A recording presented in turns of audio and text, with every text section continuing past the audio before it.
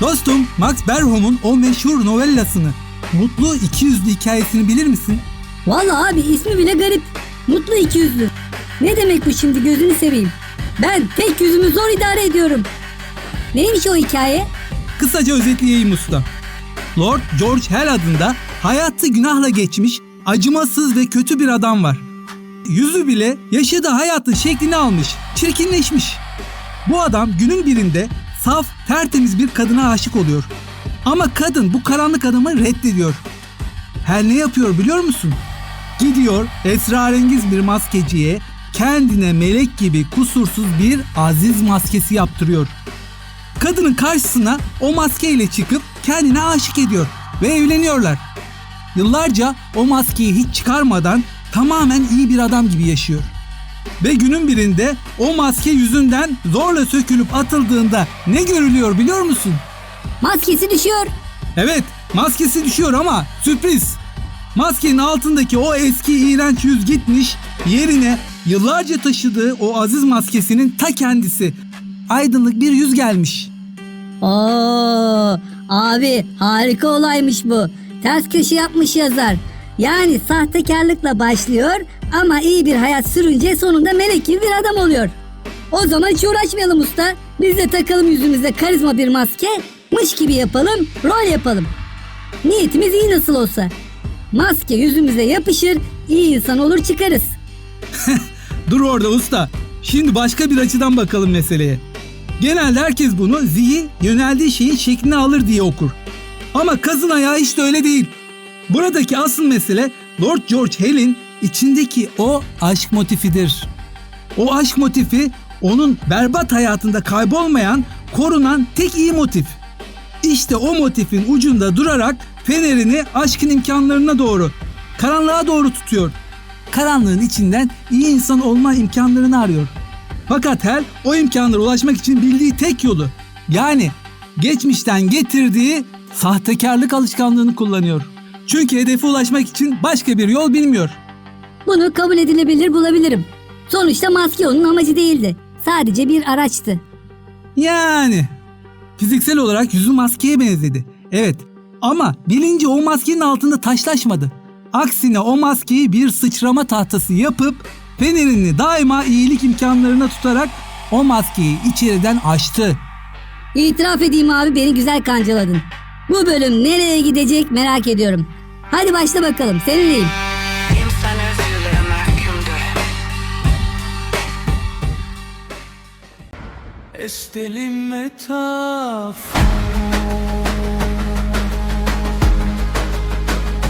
Gerçek. Sırlar uyansın. Esteli metafordan hakikate masallar.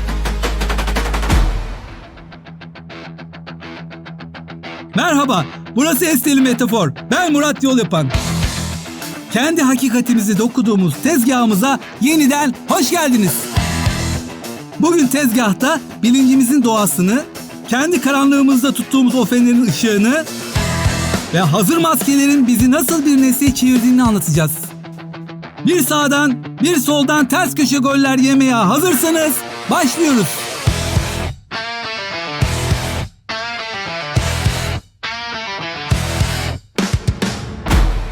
Dostum, bilinç ne demek sence? Bilinç ne demek? Abi çat diye sorulunca adamın kafası duruyor. Bildiğim bir şey ama şimdi tanımını yap deyince çıkmıyor. Sanırım beynimle içerideki bir şeyle ilgili. Biliyorum aslında ama anlatamıyorum işte. Bir şeyin bilincinde olmak gibi mesela. Tamam. Güzel yerden yakaladın usta. Peki bilincinde olmadığın bir şeyin farkında olabilir misin? Abi nereden bileyim, kafamı bulandırma benim akşam akşam. İşte tam bu yüzden orada dur usta. En büyük kafa karışıklığı tam burada başlıyor. Herkes bilinç kelimesini duyduğu an onu zihinle, ruhla, benlikle ya da beyin dediğimiz o et parçasıyla karıştırıyor. Oysa bilinç bunların hiçbirisi değil. Tarih boyunca düşünürler bu kelimenin etrafına az dönmedi. Antik çağda bu mesele daha çok ruh veya nous olarak ele alındı. Descartes, düşünüyorum, o halde varım diyerek açtı. John Locke onu bir tabula rasa, yani boş bir levha olarak gördü. William James ise durmaksızın akan bir nehir olarak tanımladı. Ama asıl kopuş 20. yüzyılda yaşandı usta. Edmund Husserl ile bilincin yönelimselliğini keşfettik, Bilinç her zaman bir şeyin bilincidir. dedi Husserl. Ardından adamımız Martin Heidegger bilinci pasif bir ayna olmaktan çıkarıp onu açıklık olarak tanımladı. Yani varlıkların kendilerini gösterdiği, ses verebildiği o ontolojik orman açıklığı. Ve Merleau-Ponty ekledi. Bu bilinç soyut bir zihin değil. Dünyaya kök salmış, bedenlenmiş bir yönelimdir. Dedi. Sahneye Jean-Paul Sartre çıkarak o radikal felsefi darbeyi vurdu. Eşya gibi katı, ağır bir nesne değil. Varlığın içine düşmüş bir hiçliktir bilinç. Yani özetle usta, zihin dediğimiz şey hesap makinesi gibidir.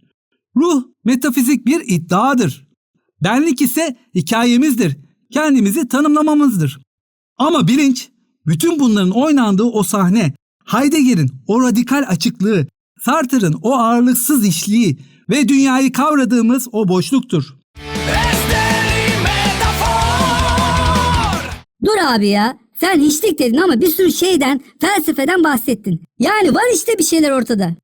Değil usta, iyi dinle. Ortada elle tutulan, hacmi ve ağırlığı olan maddesel bir nesne yok. Allah Allah. Bilinci tam olarak şöyle anlatayım. Elinde bir el feneri var. Zifiri karanlığın içine tutuyorsun o fenerin. Fenerin aydınlattığı yerlerdeki her şey görünür oluyor. Yani artık oradakilerin bilincinde oluyorsun. Karanlıkta kalan yerler ise bilincinin dışında kalıyor.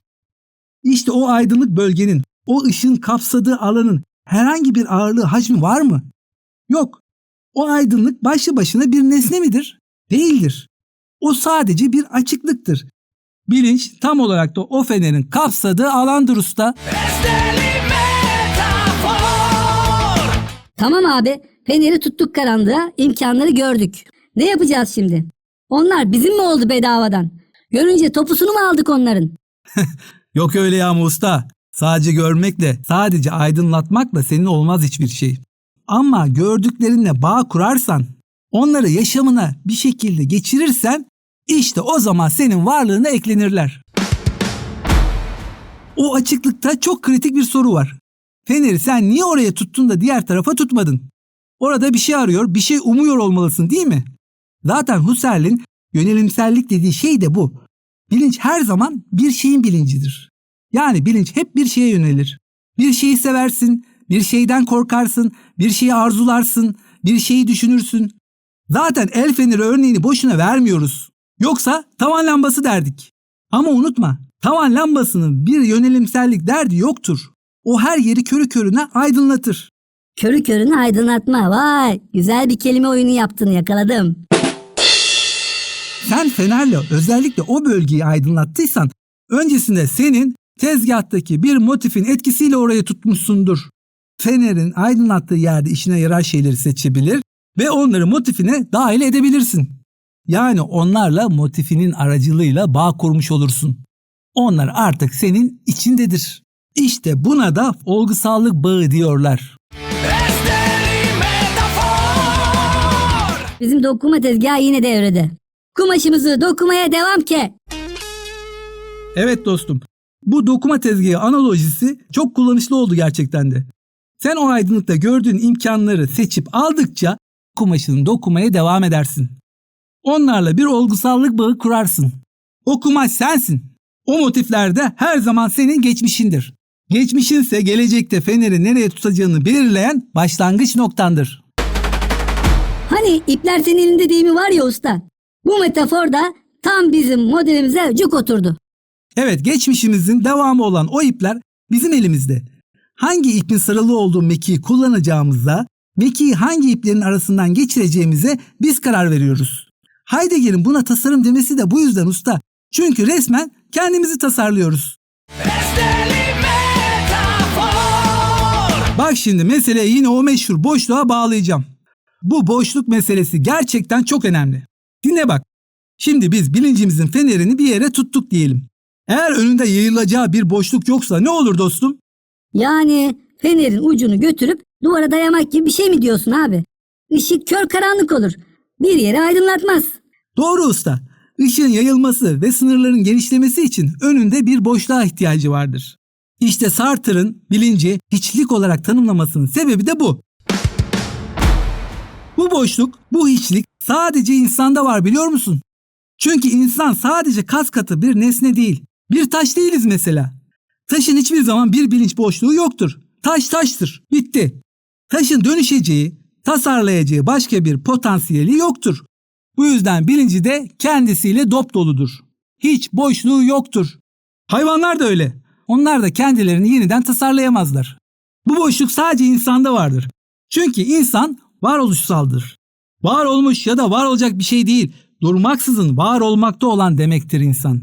Her an yeniden ve yeniden olmak zorundayız. Ama iyi yöne doğru, ama kötü yöne doğru. Bunu seçimlerimiz belirliyor. İşte insan bu yüzden içinde bir bilinç boşluğuna sahip. Bu boşluk bizi taştan, börtü, böcekten ayıran en büyük özelliğimiz ve insan olmanın da en önemli potansiyelidir. Ama işte işin içine boşluk girince kaçınılmaz olarak insani kaygılarımız da giriyor. Biz boşluğu, belirsizliği sevmeyiz usta. Her şey net olsun isteriz. Bir tür güvenlik ihtiyacımız bu. Ama bir anlayabilsek bu belirsizliğin aynı zamanda özgürlüğümüz olduğunu, bu boşluğa Sartre o meşhur lafını söylüyor. İnsan özgürlüğe mahkumdur. Özgürlüğe mahkum olmak. Çok fena bir lafmış ya. Özgürlük ve mahkumiyet. Ben bunu satarım ortamlarda. Yaz bir kenara. Evet dostum, gerçekten çarpıcı bir cümle.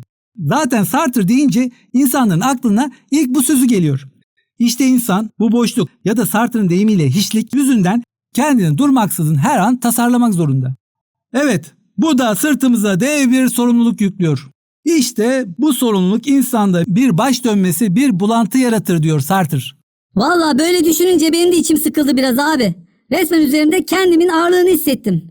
Zor iş be yaşamak. Evet, zor usta. Bu yüzden insanların çoğu bu ağır sorumluluktan, bu baş dönmesinden kaçmak için kendilerini bilerek nesneleştiriyorlar. Böylece o boşlukları kalmıyor. Tıpkı bir taş gibi oluyorlar. Nasıl yapıyorlar bunu abi? Hokus pokus biz aslında taşız gibi bir şey mi? Kendilerini o hazır toplumsal rollere vuruyorlar.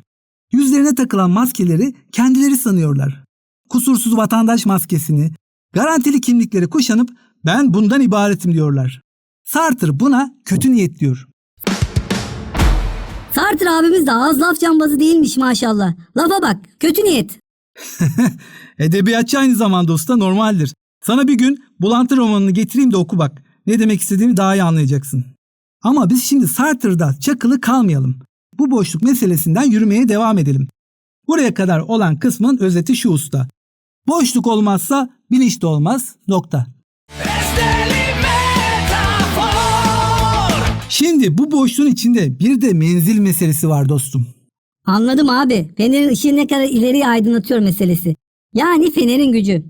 Bak, fenerin gücü yani voltaj meselenin bir yüzü. Onu birazdan dinamo örneğiyle anlatmaya çalışırım. Ama bir de fenerin gücünden tamamen bağımsız olarak senin o feneri nereye tuttuğunla ilgili bir menzil meselesi var.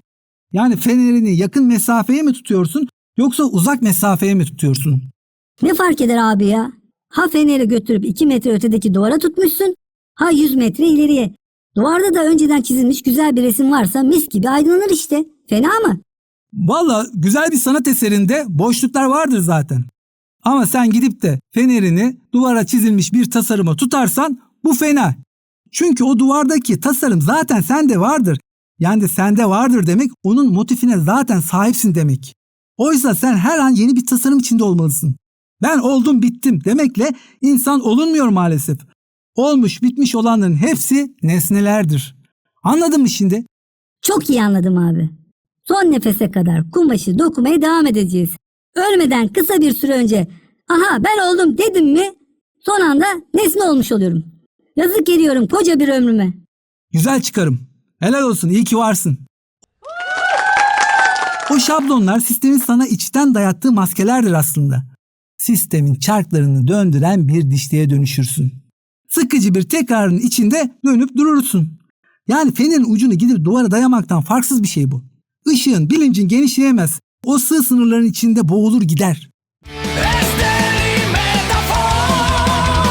İşte İşte tam bu kırılma noktasında sanatçıların ufkundan bahsedelim biraz. Ufuk kelimesi de çok çağrışımlı bir kelimedir ha. Çiz altını. Gerçek bir sanatçı fenerini zaten bildiği, sınırları önceden çizilmiş hazır bir tasarıma tutmaz. Çünkü onun için gerçek tasarım durmaksızın devam eden bir keşiftir. Sanatçı o elindeki fenerin ışığını hep uzaklara, belirsizliğe ve sürprizlere kucak açan o ufka tutmak zorundadır. Kumaşına işleyeceğin otantik motiflerin daha önce hiç bakmadığın ufuklarda görülür. Biz de aslında kendi varoluşunu, kendi özünü tasarlayan birer sanatçıyız bu hayatta. Biriciyiz, özgünüz ve bu özgünlüğümüzü korumalıyız. Koruyarak gelişmeliyiz. Bunun için de duvara çizilmiş hazır tasarımlardan uzak durmalıyız. Tamam abi. Buraya kadar senin fener de beni aydınlattı. Yalan yok. Ama biliyorsun ben biraz sınırları zorlamayı severim. Benim fenerimin gücü de yüksek olmalı usta. Şöyle çaktım mı 500 metreyi birden görmeliyim. Ne yapsak? Benim pilleri daha güçlü bir şeyle değiştirsek işe yarar mı? Lityum iyon falan. Maalesef bizim bir pilimiz yok dostum. Biz hazır pille çalışan oyuncaklar değiliz. Bizim bir dinamomuz var. Yani biz hareket enerjisini elektrik enerjisine çeviriyoruz. Hadi ya, nasıl yapıyoruz o işi? Bedavaya elektrik mi üretiyoruz içeride? Eylemlerimizle usta, eylemlerimizle. Yani sadece bir köşede baykuş gibi oturup düşünerek değil. Gerçi düşünmek de bir eylemdir. Hakkını yemeyelim.